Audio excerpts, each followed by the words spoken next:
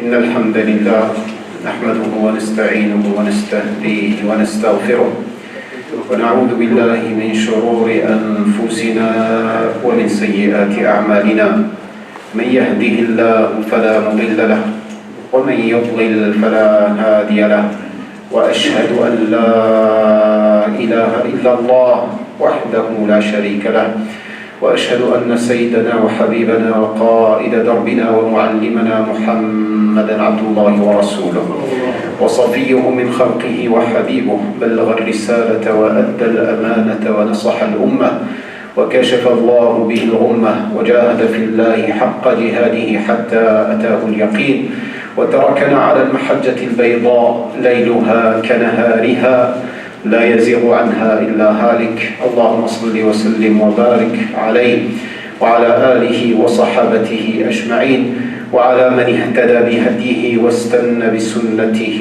إلى يوم الدين يا أيها الذين آمنوا اتقوا الله وقولوا قولا سديدا يصلح لكم أعمالكم ويغفر لكم ذنوبكم ومن يطع الله ورسوله فقد فاز فوزا عظيما اللهم اجعلنا من عبادك الفائزين أما بعد فإن أصدق الحديث كتاب الله وخير الهدي هدي سيدنا محمد صلى الله عليه وسلم وشر الأمور محدثاتها وكل محدثة بدعة وكل بدعة ضلالة وكل ضلالة في النار أعاذني الله وإياكم من الوقوع في ذلك معاشر المسلمين والمسلمات ما زال حديثنا موصولا بخصال وصفات المنافقين اللهم برئنا من هذه الصفات برحمتك يا رب العالمين يا أكرم الأكرمين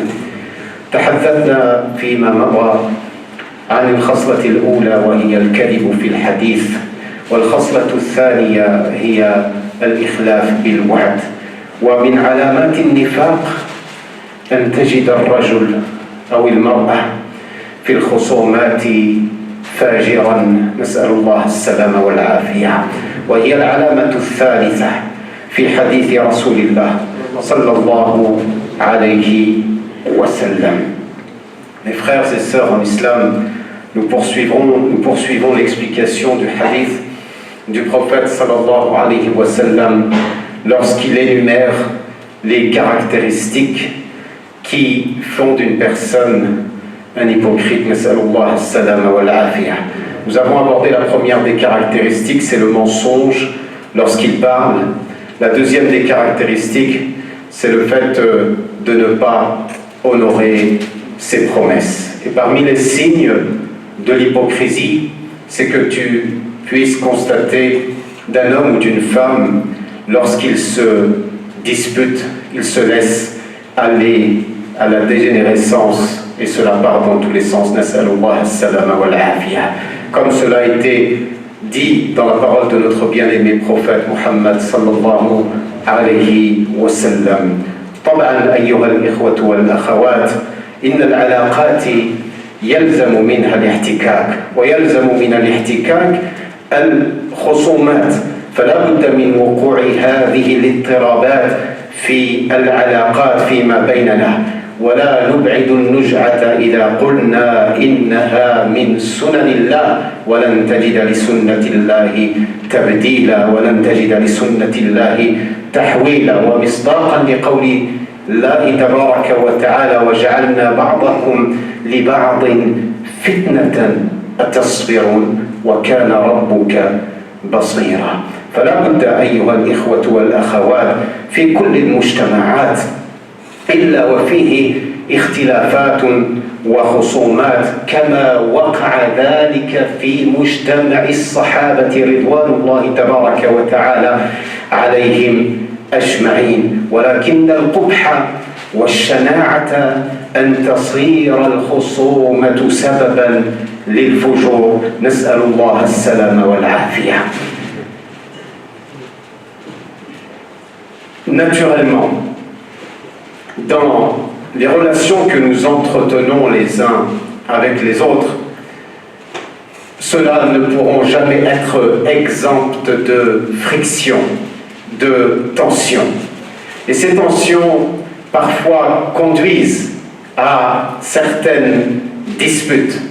Ces disputes sont coextensives, elles sont en permanence dans toute relation que les êtres humains entretiennent. C'est pour cela il est des principes et des règles d'Allah Tabaraka wa Ta'ala établies sur terre. Comme il est dit dans la parole du Très-Haut, nous avons fait de vous les uns pour les autres des épreuves, allez-vous vous montrer endurant, persévérant, et certes, ton Seigneur est parfaitement observateur de ce que vous faites. Allah Tabaraka wa Ta'ala a fait que sur terre et dans n'importe quelle des sociétés, nous ayons des relations les uns avec les autres, et ces relations vont naturellement créer parfois des tensions, des crispations, et voire même des disputes. Ceci est une loi d'Allah Tabaraka wa Ta'ala sur terre. Cependant, ce qui est regrettable, ce qui est détestable, c'est que la dispute ou la mésentente soit une des causes qui pousse à l'exagération, qui pousse à la dégénérescence, qui pousse au non-contrôle de la situation. Et là, on se voit sombrer dans une dimension qui est totalement contraire à ce que nous enseigne le Coran, la parole d'Allah Tabaraka wa Ta'ala et la parole de notre prophète Muhammad sallallahu alayhi wa sallam. عوض أيها الإخوة والأخوات، عوض أن يربى أبناء المجتمع على الصفح وعلى الحلم وعلى العفو الذي كان عليه رسولنا صلى الله عليه وسلم. نرى أقل شيء وأحقر شيء في الخصومة بيننا وبين الناس تشتعل فيه نيران العصبية والجاهلية، ويهدد بعضنا بعضا، ويفكر بعضنا مدعوما بوساوس الشيطان كيف سينتقم من خصمه فيكذب عليه ويسبه ويشتمه ويفجره، وتراه تنقطع به العلاقات بينه وبين الله تبارك وتعالى، وكأنه ليس بمسلم، لم يعد يعرف أساسيات الخلق في الإسلام. نسأل الله السلام والعافية. واسمعوا وعوا ماذا قال رسول الله صلى الله عليه وسلم في الحديث الذي روته أمنا أم المؤمنين عائشة رضي الله عنها فيما أخرجه البخاري أن النبي صلى الله عليه وسلم قال: إن أبغض الرجال عند الله أو إلى الله الألد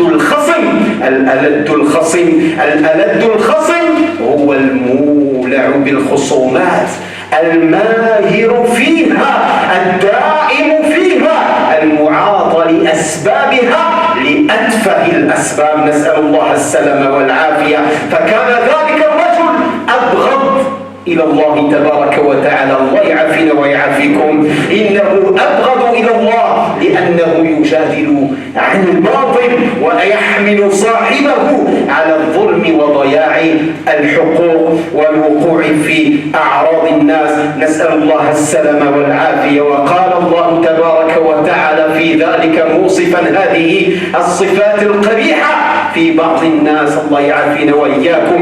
ومن الناس من يعجبك قوله في الحياة الدنيا ويشهد الله على ما في قلبه وهو ألد الخصام. نسأل الله السلامة والعافية. Mes frères et sœurs en islam, vous savez que même si la dispute est inévitable dans toutes les sociétés, et cela est apparu naturellement et évidemment dès l'époque des compagnons et à l'époque même du prophète Muhammad sallallahu alayhi wa sallam, il y avait des disputes.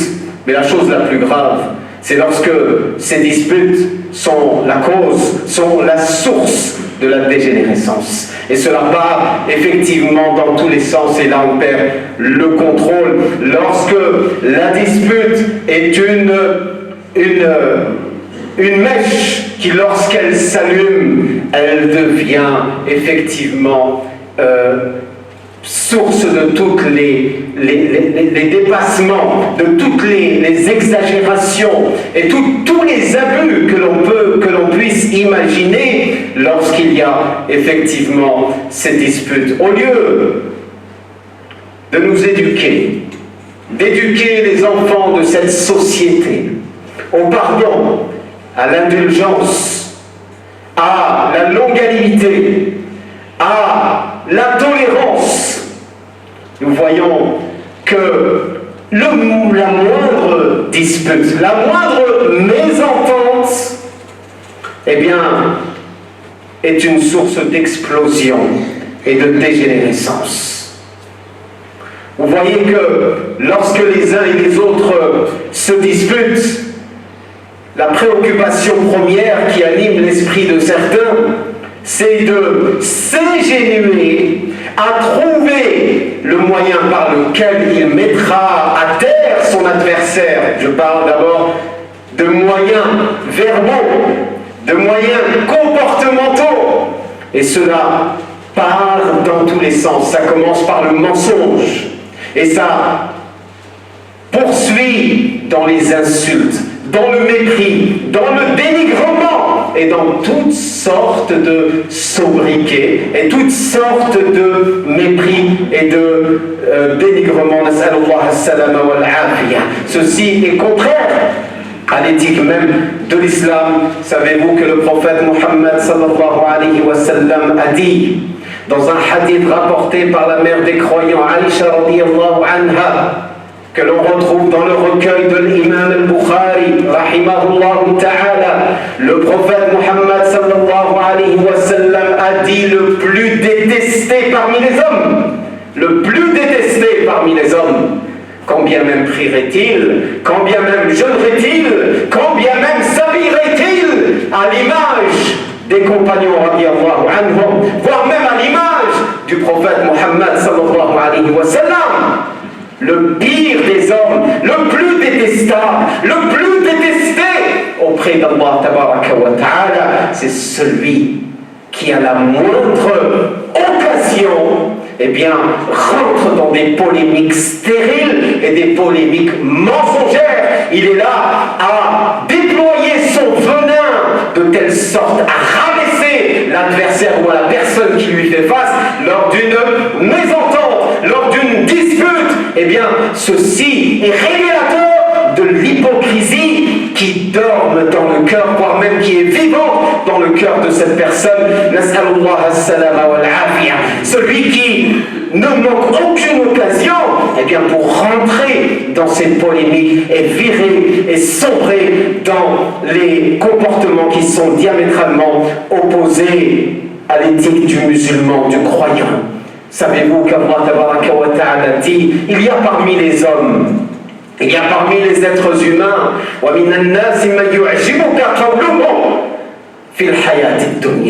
il y a des gens qui, lorsqu'ils parlent, ils t'éblouissent par leur langage, ils t'éblouissent par leur discours. Eh bien cela, et ils prennent même à témoin Dieu de la pureté qui réside dans leur cœur.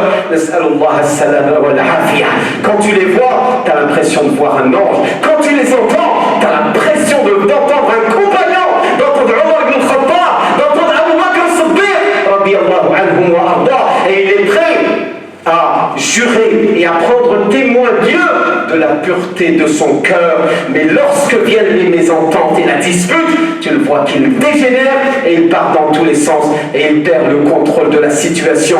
Il se met à mentir, il se met à insulter, il se met à mépriser, il se met à dénigrer, il se met à rabaisser et il cogite par tous les moyens. Par quel moyen il parviendra à terrasser la personne avec laquelle il n'est pas d'accord, avec laquelle il est dans une mésentente, une querelle simplement de quelques euros, d'une poignée de ce bas monde qui, comme vous le savez, n'a aucune valeur auprès d'Allah tabaraka wa ta'ala wa huwa aladul khisam. Et le prophète sallallahu alayhi wa sallam a dit que ce type de profil, ce type de personnes, eh bien sont des personnes les plus détestées auprès d'Allah tabaraka wa ta'ala. Nas'alullah as-salama wal afiya. Il est prêt par tous les moyens. Et ma modeste expérience m'a montré qu'on retrouve cela malheureusement dans notre communauté. Et on le retrouve souvent au sein des couples. Au sein des couples qui, le premier jour du mariage, sont venus les hommes frapper à la porte de la famille de la femme qu'ils voulaient épouser. Il est venu avec son beau camis tout blanc.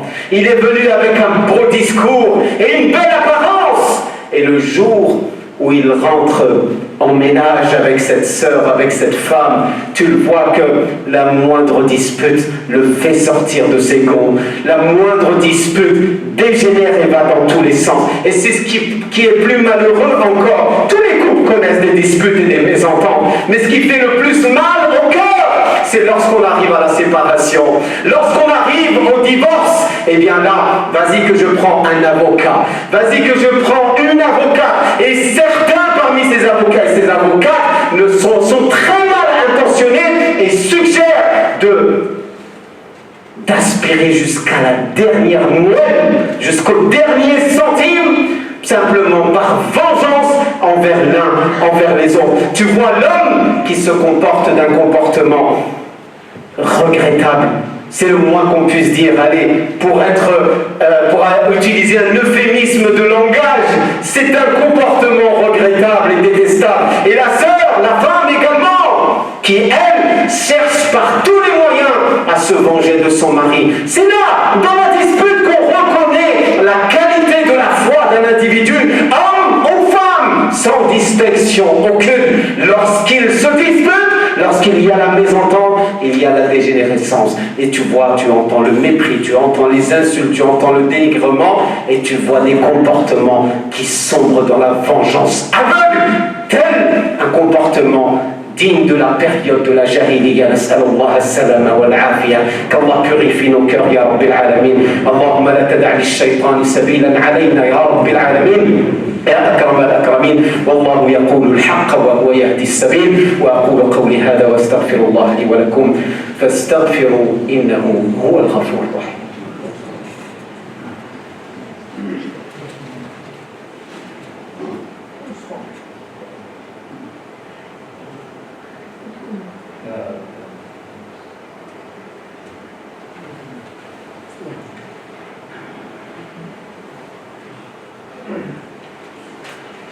إن الحمد لله نحمده ونستعينه ونستهديه ونعوذ بالله من شرور أنفسنا ومن سيئات أعمالنا. من يهده الله فلا مضل له ومن يضلل فلا هادي له. أشهد أن لا إله إلا الله وحده لا شريك له وأشهد أن محمدا عبده ورسوله وصفيه من خلقه وحبيبه. اللهم صل وسلم وبارك عليه وعلى آله وصحابته أجمعين وعلى من اهتدى بهديه واستنى بسنته إلى يوم الدين. أما بعد إخوة الإيمان، أوصيكم ونفسي بتقوى الله تبارك وتعالى، فإن الله يحب المتقين. اللهم اجعلنا منهم يا رب العالمين يا أكرم الأكرمين. Avant de clôturer, mes frères et mes sœurs, je vous recommande ainsi qu'à moi-même de redoubler de piété, car Allah aime ceux qui ont la piété, et quiconque s'arme de piété, Allah tabaraka wa ta'ala lui aménage une issue favorable à l'ensemble de ses problèmes. Et également, avant de clôturer, pour prier, Inch'Allah, nous invoquons et nous implorons Allah tabaraka wa ta'ala pour un de nos frères qui a perdu sa mère, qu'Allah tabaraka wa ta'ala l'accueille dans sa miséricorde. Allahumma arhamha ya Rabbil alamin. Allahumma ighfir laha warhamha wa'afiha wa'fu anha wa akrim nuzulaha ya Rabbil alamin. C'est un de nos frères qui fréquente cette mosquée dont la mère vient de nous quitter. Allahumma arhamha ya Rabbil alamin ya akram al-akramin. Nous avons également une sœur qui s'appelle Radia qui a qui est actuellement à l'hôpital dans un état critique. Allahumma inna nas'aluka an tu'ajjila laha ash-shifa. Allahumma ajjil laha ash-shifa wa ruddaha ila ahli baytiha salima ghanima. Nous avons également une personne qui a perdu la vue suite à un accident. Qu'Allah tabaraka wa ta'ala lui donne la patience et l'endurance de supporter cette épreuve et qu'Allah tabaraka wa ta'ala lui redonne la vue incessamment sous peu et lui donne la réussite dans tout ce qu'il entreprend. Ya Rabbil Alamin, Ya Akram al-Akramin. Et nous avons également un jeune homme qui passe des examens et nous demandons à Allah tabaraka wa ta'ala de donner la réussite à l'ensemble de nos enfants, à l'ensemble de ces jeunes, la réussite sur terre et la réussite dans le delà, Ya Rabbil Alamin. Allahumma ya Rabbi yassir lahum al-najah, Allahumma ya Rabbi اكتب لنا ولهم النجاح والفلاح في الدنيا والآخرة يا رب العالمين. اللهم اشف مرضانا وارحم موتانا وعاف مبتلانا واحسن عاقبتنا في الأمور كلها واجرنا من خزي الدنيا وعذاب الآخرة يا رب العالمين. يا أكرم الأكرمين، اللهم لا تدع لنا في مقامنا هذا ذنبا إلا غفرته ولا عيبا إلا سترته ولا دينا إلا قضيته ولا مريضا إلا شفيته ولا ميتا إلا رحمته ولا غائبا إلا رددته ولا طالبا إلا نجحته ووفقته يا رب العالمين. يا أكرم الأكرمين يا أرحم الراحمين. ولا حاجة من حوائج الدنيا والآخرة هي لك رضا ولنا فيها صلاح إلا وقد يسرتها لنا يا رب العالمين. يا أكرم الأكرمين يا رب العالمين. اللهم اصلح أولادنا، اللهم اصلح بناتنا، اللهم اصلح زوجاتنا، اللهم اصلح شبابنا وشيوخنا واصلح مجتمعنا واصلح ذات بيننا وطهر قلوبنا وآت نفوسنا تقواها وزكها أنت خير من زكاها أنت وليها ومولاها إنك على كل شيء قدير وبالإجابة قد جدير. اللهم إنا نسألك رضاك والجنة ونعوذ بك من سخطك والنار وادخلنا الجنة مع الأبرار برحمتك يا عزيز يا غفار. هذا وصلوا وسلموا على سيدنا وحبيبنا محمد. اللهم صل وسلم وبارك عليه في الأولين وفي الآخرين وفي الملأ الأعلى إلى يوم الدين. سبحان ربك رب العزة عما يصفون وسلام على المرسلين والحمد لله رب العالمين.